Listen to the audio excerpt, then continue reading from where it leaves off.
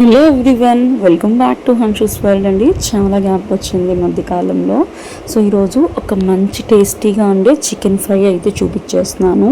ఇలా ట్రై చేసి చూడండి, టేస్ట్ అనేది చాలా బాగుంటుంది.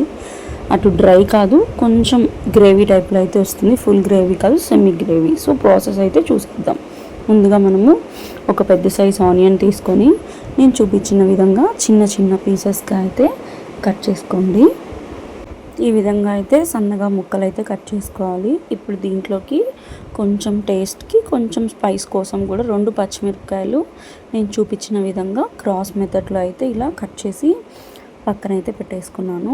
ఇప్పుడు దీంట్లోకి కావాల్సింది అల్లం వెల్లుల్లి పేస్ట్ అండి. నెక్స్ట్ దీంట్లోకి ఒక సీక్రెట్ మసాలా అన్నమాట.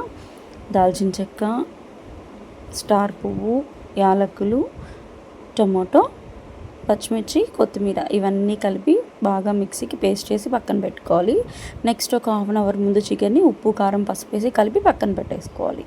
ఇప్పుడు తాలింపు కోసం ఏం చేయాలి అంటే ఆయిల్ వేసుకొని, ఆయిల్ కొంచెం హీట్ అయిన తర్వాత మనం కట్ చేసి పెట్టుకున్న ఉల్లిపాయలు వేసుకొని బాగా అయితే ఫ్రై చేసుకోవాలి. చికెన్ ఫ్రై కదా, ఆయిల్ కొంచెం ఎక్కువే పడుతుంది. ఆయిల్ తక్కువ ఉంటే కర్రీ అనేది నీచు వాసన వస్తుంది. ఇప్పుడు ఈ ఆనియన్స్ కొంచెం ఫ్రై అవ్వనివ్వాలి. ఈ ఆనియన్స్ అనేది కొంచెం ఫ్రై అయిన తర్వాత ముందుగా మనము మ్యారినేట్ చేసి పెట్టుకున్న చికెన్ ఉంటుంది కదా, సో ఆ చికెన్ని తీసుకొని ఈ ఆయిల్లో వేసుకొని మనం కట్ చేసి పెట్టుకున్న పచ్చిమిర్చి అనేది ఈ చికెన్లోనే వేసేసుకొని బాగా అయితే ఫ్రై చేసుకోవాలండి. చికెన్ మొత్తం కూడా అటు ఇటు మంచిగా అయితే కలుపుకోవాలి. ఇప్పుడు 1 kg చికెన్కి ఒక పెద్ద టేబుల్ స్పూన్ అయినంత అల్లం వెల్లుల్లి పేస్ట్, నెక్స్ట్ కరివేపాకు ఇవన్నీ వేసుకొని చికెన్కి బాగా పట్టేలాగా మంచిగా అయితే కలుపుకోవాలి. ఇప్పుడు ఈ చికెన్ అనేది ఒక 10 minutes బాగా ఫ్రై చేసుకున్నామండి.